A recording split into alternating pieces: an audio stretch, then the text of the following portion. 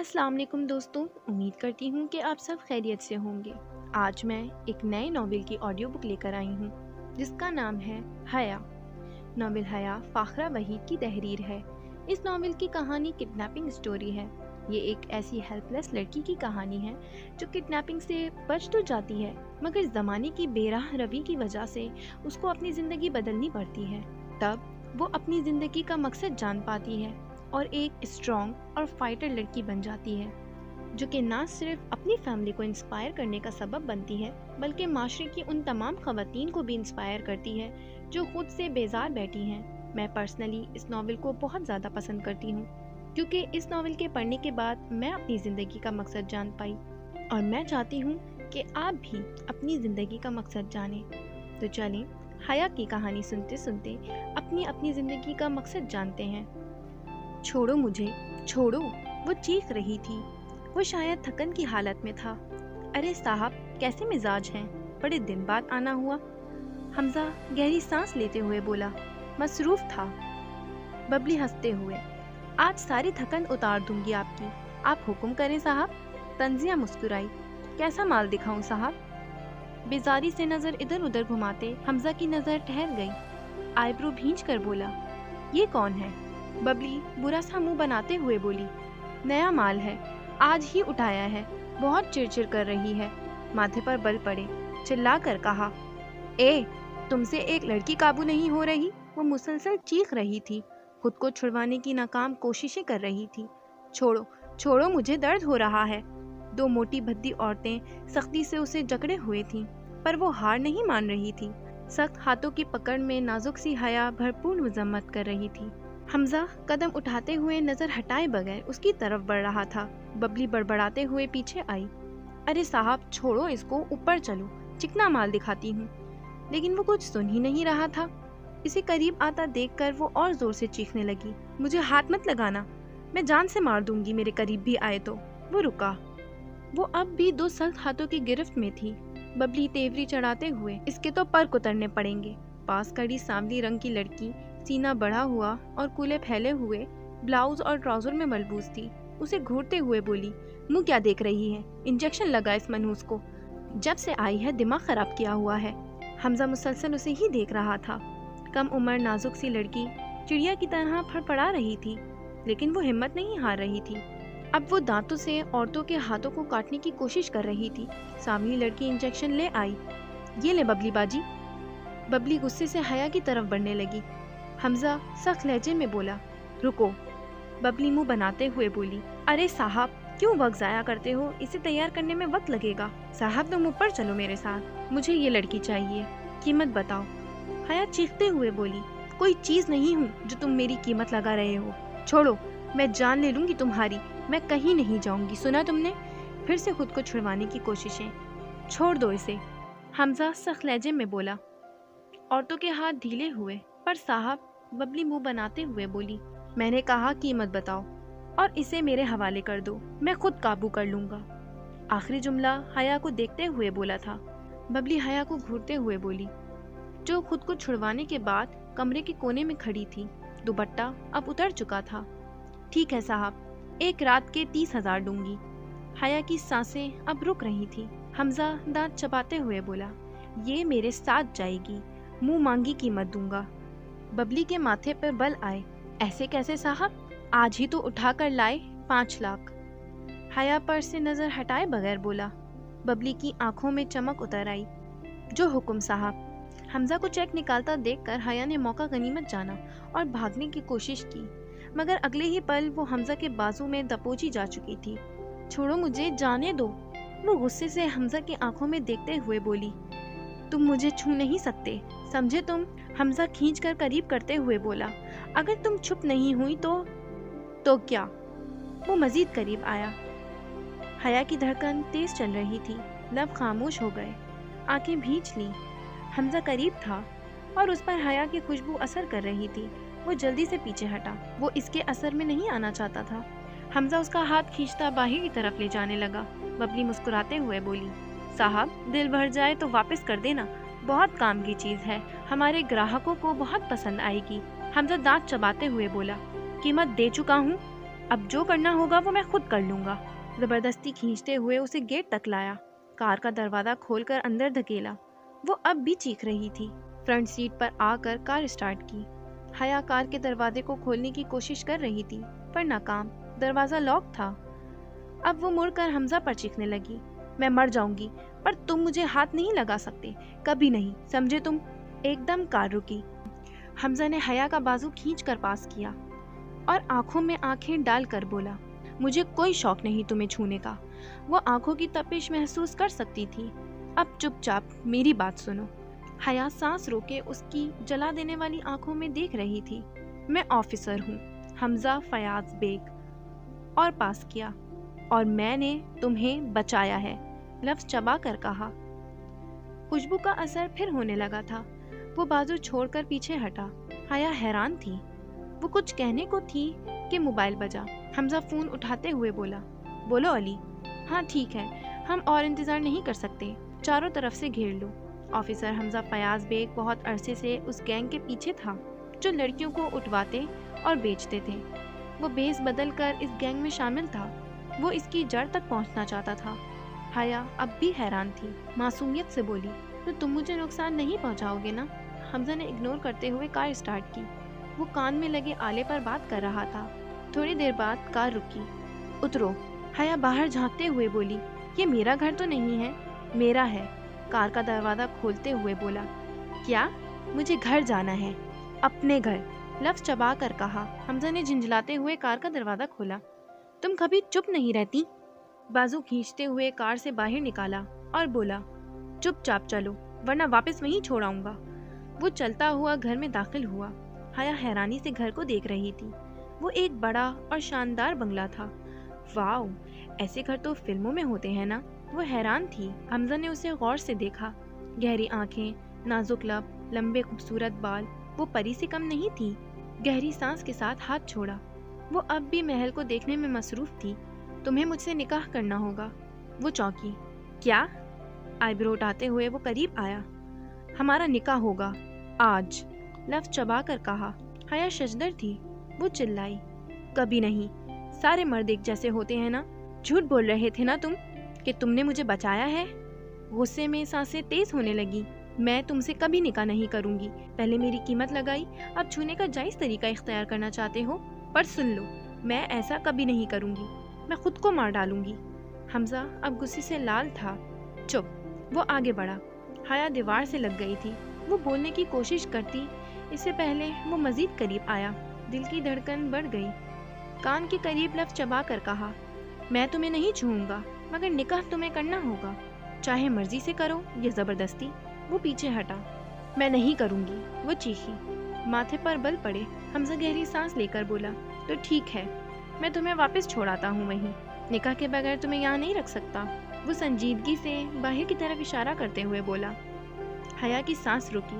مجھے گھر جانا ہے، اپنے۔ وہ تھکا ہوا تھا، آنکھیں لال تھیں۔ تم گھر نہیں جا سکتی، کوئی تمہیں قبول نہیں کرے گا۔ آنکھوں میں درد اترا۔ نہیں، سب مجھ سے بہت پیار کرتے ہیں، میں انہیں بتاؤں گی مجھے کالج سے کوئی تمہارا یقین نہیں کرے گا۔ وہ ششدر تھی۔ اس نے ایسا نہیں سوچا تھا۔ نکاح کے بعد تم جا سکتی ہو گھر، میں تمہیں یہاں رہنے پر فورس نہیں کروں گا۔ ہاتھ باندھے وہ بول رہا تھا۔ پھر آپ مجھے ہاتھ بھی نہیں لگائیں گے نا؟ معصومیت سے پوچھا۔ آنکھوں میں آنسو تھے۔ وہ قریب آیا اور ایک ہاتھ دیوار پر رکھا، سرگوشی کی۔ میں تمہیں ذرا سا بھی نہیں چھوؤں گا۔ اب وہ پیچھے ہٹا تھا۔ بی اماں، آواز دیتے ہوئے کچن کی جانب بڑھا۔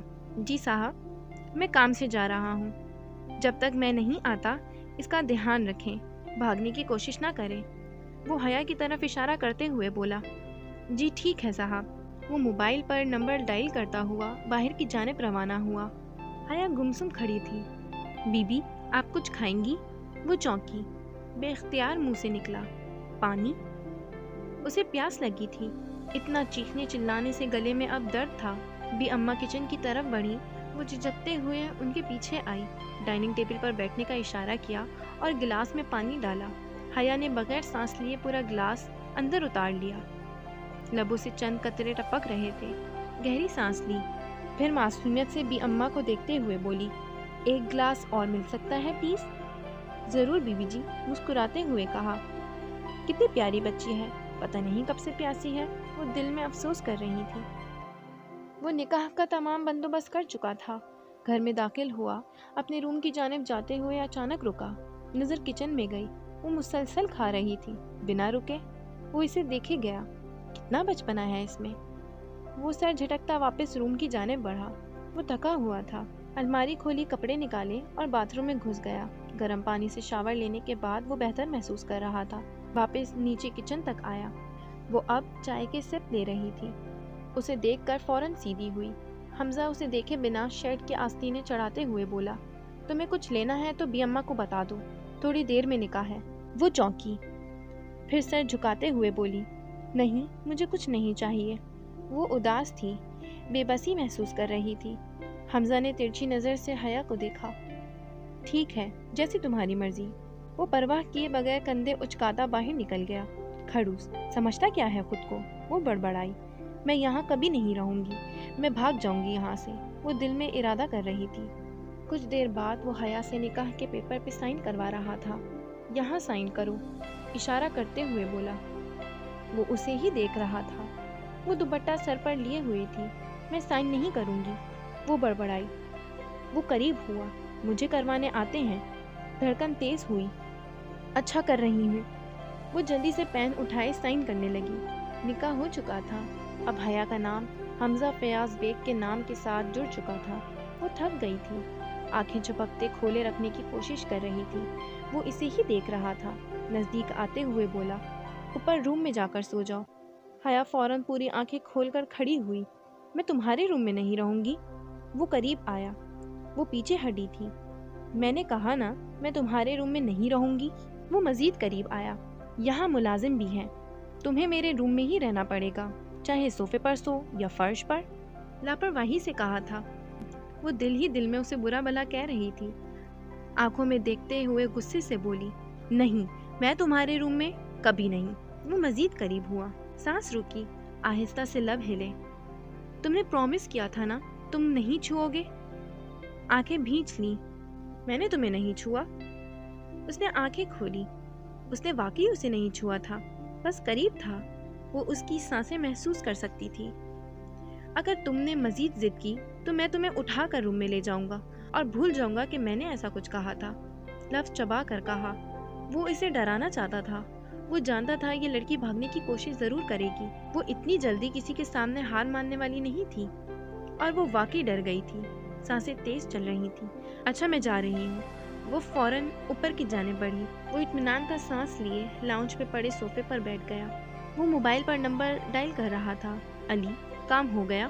یس سر، ہم نے پورا علاقہ کلیئر کر لیا ہے۔ Good job. اچھا علی۔ یس سر۔ ایک کام ہے۔ جی حکم سر۔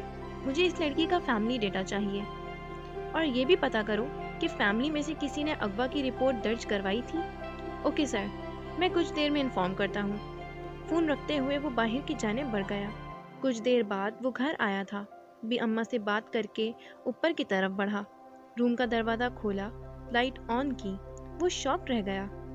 حیا نے صوفے کے چاروں طرف چیئرز رکھی تھیں اور اپنا دوپٹہ گرد باندھ کر اس پر جو بھی چیزیں روم میں سے ملی، پرفیوم، باڈی سپرے، وہ سب اس پر اس طرح اٹکایا تھا کہ ذرا بھی ہلے تو سب گر جائے، اور اگر وہ پاس آنے کی کوشش کرے گا تو چیزیں گرنے سے وہ ضرور جاگ جائے گی۔ تھوڑا آگے واٹر بالز جو روم کے جار میں رکھی گئی تھیں وہ اب فرش پر بکھری تھیں۔ صوفے پر سر سے پاؤں تک چادر لپیٹے ہوئے سو چکی تھی۔ ریڈ چلی سپرے اس کے پاس تھا جو کچن سے موقع دیکھ کر چرایا تھا۔ بی اماں حمزہ کو اس بات سے آگاہ کر چکی تھیں۔ وہ آئی برو بھیج کر اپنے کمرے کی حالت دیکھ رہا تھا، پر اسے غصہ نہیں آیا تھا۔ تو یہ رکاوٹیں اس لیے بنائی گئی ہیں کہ میں قریب نہ آ سکوں۔ اسے سوچ کر ہنسی آئی تھی۔ وہ سر جھٹکتا الماری کی طرف بڑھا، ٹراؤزر ٹی شرٹ نکال کر باتھ روم چلا گیا۔ وہ ہمیشہ اکیلا رہا تھا، اور آج کمرے میں کسی کی موجودگی عجیب سا احساس تھا۔ شاور لے کر باہر نکلا، نظر اس کی طرف گئی، چہرے سے چادر ہٹی ہوئی تھی۔ وہ سوتی ہوئی پیاری لگ رہی تھی۔ سر جھٹکا، وہ ڈریسنگ ٹیبل تک آیا، بالوں میں برش کیا، لیپ ٹاپ نکال کر بیڈ کی سائڈ سے ٹیک لگائی اور کام میں مصروف ہو گیا۔ نظر پھر اٹھی تھی۔ حیا کا رخ اب اس کی جانب تھا۔ میں نے غلط تو نہیں کیا؟ خود سے سوال کیا۔ وہ ابھی کم عمر تھی۔ وہ اسے دیکھتے ہوئے سوچ رہا تھا، اگر میں نہیں کرتا تو پاک دامن ہونے کے باوجود اس کی عزت پر کیچڑ اچھالا جاتا، جو اس کے لیے زیادہ تکلیف دہ ہوتا۔ خود کو تسلی دیتے ہوئے گہری سانس لی، لیپ ٹاپ آف کیا اور لیٹ گیا۔ اس کی خوشبو وہ پورے روم میں محسوس کر رہا تھا۔ فجر کی اذان پر حیا کی آنکھ کھلی، آنکھیں مسلتی وہ صوفے پر اٹھ بیٹھی۔ اس نے ایک نظر گھما کر بیڈ پر لیٹے حمزہ کو دیکھا، جس کی آنکھوں کے نیچے مسلسل کام اور تھکن سے سیاہ حلقے عیاں تھے۔ پھر حیا نے ایک نظر اپنے آس پاس لگی باؤنڈری کو دیکھا۔ اتنا سب کچھ ہو جانے کے بعد بھی اس کا دماغ اس برق رفتاری سے کام کر رہا تھا۔ اسے حیرت ہوئی۔ اس نے تکیے کے نیچے چلی اسپرے کو ٹٹولا اور مل جانے پر سکا سانس لیتے ہوئے اٹھ کھڑی ہوئی۔ یہاں سے بھاگنے کا اچھا موقع ہے۔ اس نے حمزہ کو ایک نظر دیکھا۔ وہ چپکے سے دروازے کے پاس گئی، لیکن وہ لاک تھا۔ اس نے ہر طرح سے دروازہ چیک کر لیا، لیکن وہاں نہ کوئی ہینڈل تھا اور نہ ہی لاک۔ اسے ٹھنڈے پسینے آ رہے تھے۔ وہ پھنس گئی تھی۔ ایک اجنبی آدمی کے ساتھ ایک کمرے میں رہنا اسے اب گھٹن ہو رہی تھی۔ اپنے گرد اتنی چیزوں کی باؤنڈری بنا کر وہ سمجھ رہی تھی کہ وہ محفوظ ہے، لیکن اب اسے خود پر غصہ آ رہا تھا۔ کسی اور کے گھر میں وہ یوں گھوڑے بیچ کر کیسے سو سکتی تھی؟ حیا، اپنی آزادی کی جنگ تمہیں خود لڑنی پڑے گی۔ موقع ہے، بھاگ جاؤ۔ اس نے دل میں خود کو ہمت دی اور چھوٹے چھوٹے قدم اٹھاتی حمزہ کے بیڈ تک پہنچ گئی۔ ایک نظر دروازے کو دیکھا، جس میں کہیں کوئی ہینڈل یا کی ہول نہیں تھا۔ تو یہ دروازہ کیسے کھلے گا؟ اس کا دماغ کسی ڈیٹیکٹو کی طرح چل رہا تھا۔ کسی ریموٹ سے کھلتا ہوگا، یا فنگر پرنٹ سے، یا پھر آنکھ سے۔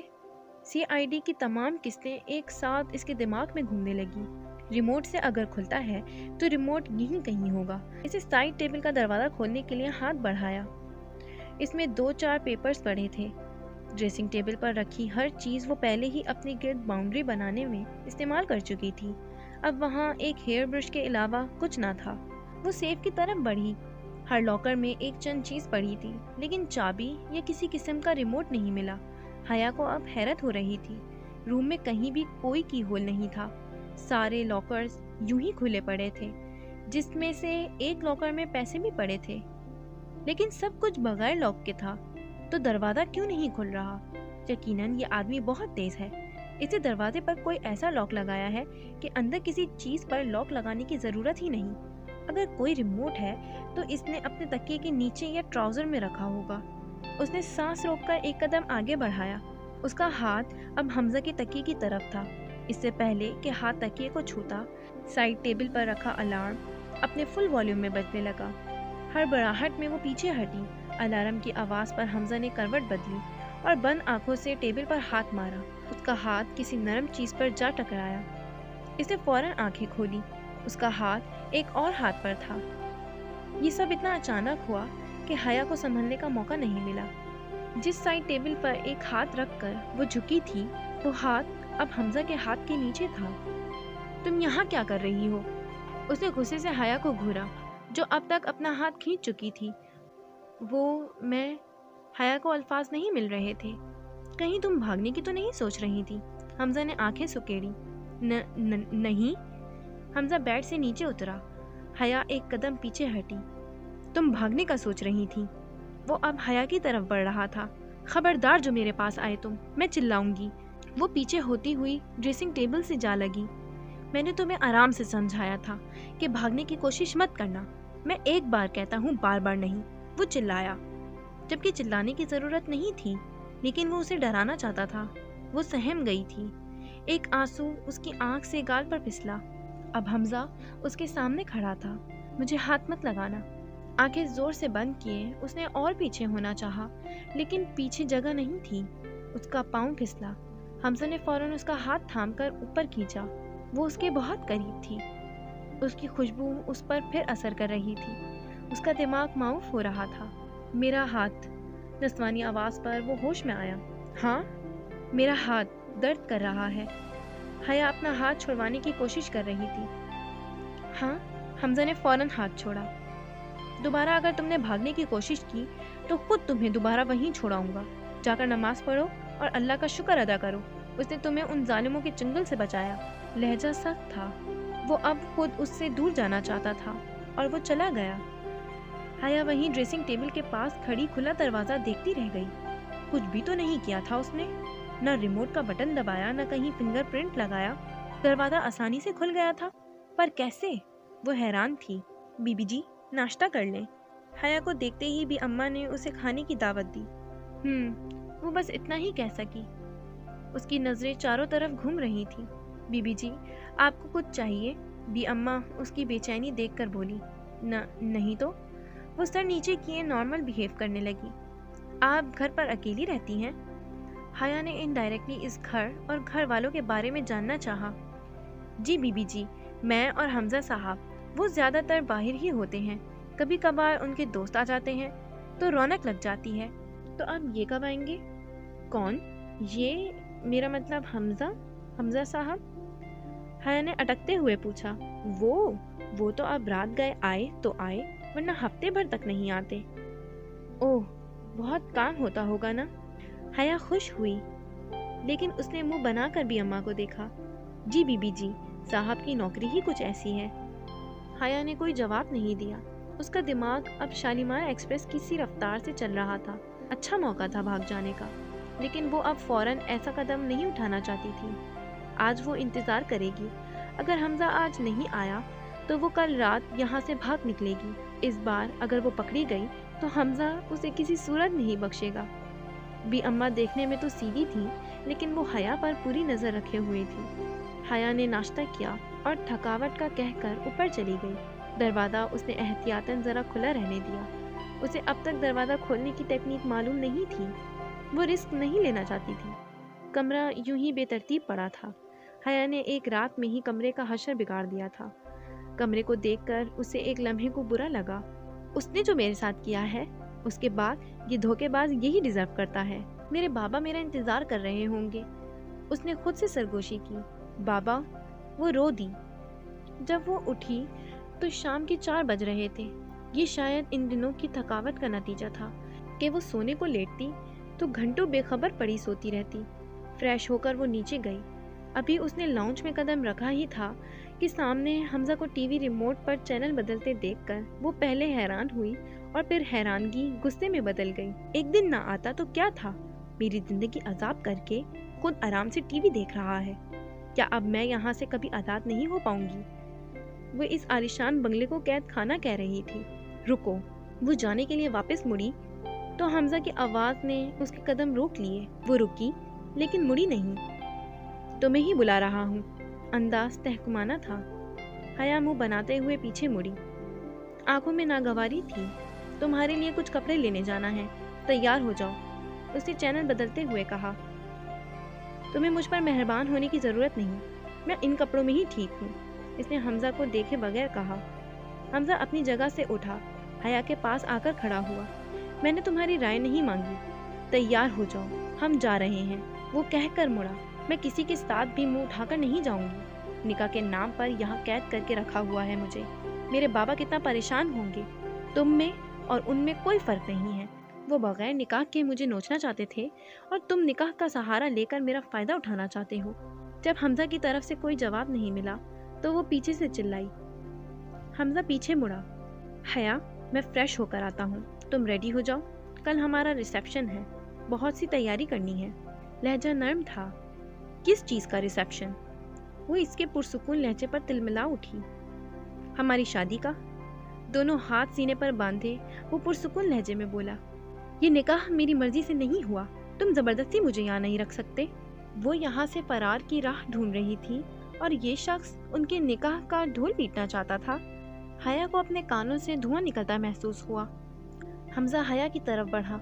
उसने दाएं हाथ से हया का बाजू पकड़ा। गिरफ्त सख्त थी। हया को उसकी उंगलियां अपने बाजू में धंसती महसूस हुई। तुम्हारे लिए यही बेहतर है कि जब मैं एक बार कुछ कहूँ तो तुम बगैर किसी चू चा के मान लो। मुझे बार बार कहना बिल्कुल पसंद नहीं। थकावट से सुर्ख आंखों में अब गुस्सा था। तुम अगर ये समझते हो कि यहाँ अपने घर में रख कर मुझ पर एहसान कर रहे हो तो भूल है तुम्हारी। मुझे यहाँ नहीं रहना, मुझे मेरे घर जाना है। वो मुसलसल अपना बाजू छुड़वाने की कोशिश कर रही थी। तुम्हारे घर वाले किसी ऐसी लड़की को कबूल नहीं करेंगे जो हफ्ता घर से गायब रही हो। तुम्हारी गुमशुदगी की कोई रिपोर्ट तक दर्ज नहीं करवाई गई। यकीनन बदनामी के खौफ से तुम अब यहीं रहोगी हमेशा। आवाज़ धीमी मगर लहजा सख्त था। मैं भाग जाऊंगी यहाँ से। मेरे बाबा मुझसे बहुत प्यार करते हैं, वो मुझे समझेंगे। वो रो देने को थी। अब कोशिश भी मत करना यहाँ से भागने की। और मार्केट में अगर तुमने कोई होशियारी की तो मुझसे बुरा कोई नहीं होगा। उसने उंगली उठाकर हया को वार्न किया। 5 मिनट में बाहर आ जाओ, बस 5 मिनट। उसने हाथ दिखाया और झटके से हया का बाजू छोड़कर बाहर निकल गया। हया बहुत कुछ कहना चाहती थी, रोना चाहती थी, चिल्लाना चाहती थी, लेकिन उसे हमजा पर भरोसा नहीं था। वो शेर की कछाड़ में रहकर उसे छेड़ना नहीं चाहती थी। वो उसके साथ इस घर में खुद को गैर महफूज समझती थी। अली के सिवा कोई नहीं जानता था कि ये शादी किन हालात में हुई है। अली और हमजा कैडेट कॉलेज के ज़माने से दोस्त थे। दोनों ने एक साथ बहुत से मिशंस पर काम किया था और कामयाब रहे थे। वो ज़्यादातर हमजा के साथ उसी के घर में रहता था। अली हमजा की ज़िंदगी के हर उतार चढ़ाव से वाकिफ़ था। हमजा ने उसे दोस्त से ज़्यादा भाई समझा था और ऐसे ही हमजा अली के लिए था। रिसेप्शन के तमाम अरेंजमेंट अली के ही सुपुर्द थे। लॉन को रंग बिरंगे कुमकुमों से सजाया गया था। एक तरफ मेज़ और कुर्सियां लगी थी और स्टेज को गुलाबी और काले रंग के बड़े बड़े मस्नूई फूलों से सजाया गया था। सर, एक बात पूछूं? स्टेज पर दुल्हा दुल्हन के लिए कदावर कुर्सियां लगाते हुए शहरी ने अली को मुखातिब किया। तुम कब से पूछकर बात करने लगे? तुम्हें तो आदत है कहीं भी कुछ भी बोलने की। फोटो बूथ पर फ्रेम सेट करते शेरवान ने उस पर आवाज़ कसी। सबके चेहरे पर मुस्कुराहट फैली थी। इनकी नोक-झोंक मामूल था और इन सब के एंटरटेनमेंट का सबक भी। तुम चुप रहो, शहरी ने शेरवान को मसनूई गुस्से से डांटा। सर, आपको क्या लगता है हमजा सर की ये अरेंज मैरिज है या लव मैरिज? हल्के कहकहे उभरे। अली ने शहरी को यूं देखा जैसे वो कोई अजूबा हो। सबके कान खड़े हो गए थे। अली ने एक नज़र आसपास मुख्तलिफ काम निपटाते लड़कों को देखा। अरेंज। अली को मालूम था सब ये जानना चाहते हैं, तभी उसने कदरे ऊंची आवाज़ में कहा, वैसे सर सोचें, अगर लव मैरिज होती तो हमजा सर को भाभी ने कहाँ देखा होता? किसी फुटपाथ पर भीख मांगते हुए, या फिर कचरा कुंडी से कचरा चुनते, या खुसरो के साथ नाचते हुए? शहरी ने मासूमे से गेस्ट लिस्ट चेक करते अली को देखा। कह बुलंद हुए, लेकिन शहरी हमेशा की तरह मासूम शक्ल लिए खड़ा रहा। हो गया। अली ने अपनी मुस्कुराहट छुपाते मसनूई खफगी दिखाई। बात शहरी की 100% सच ही थी। ज़्यादातर वो अपने असल हुलिये के बजाय दूसरों का रूप धारे होता था। सर, जो भी है, हम सब हमजा सर के लिए बहुत खुश हैं। तकरीबन सब काम निपट चुका था। सारे लड़के वहीं अली के गिर्द जमा हो गए थे। हाँ यार, बात तो खुशी की ही है। बस दुआ करना अल्लाह इस फैसले को हमजा के हक में बेहतर करे। आमीन। सब ने यके बाद दीगर कहा। अली को हमजा का ये फैसला भाया नहीं था, लेकिन वो खामोश था। हमजा पहले ही इस फैसले को लेकर कंफ्यूज था और अब अली उसे और अपसेट नहीं करना चाहता था। फादी, हुमायूं, साद और तुराब ने अली से इजाज़त चाही। इनको कुछ काम निपटाने थे। अंदर चलें, हमजा और हया भी आते होंगे। अली ने शेरवान, ज़ोयान और शहरी को आज के लिए काम रोक देने का अंदिया दिया। रात के 7 बज रहे थे जब हमजा की कार का हॉर्न सुनाई दिया।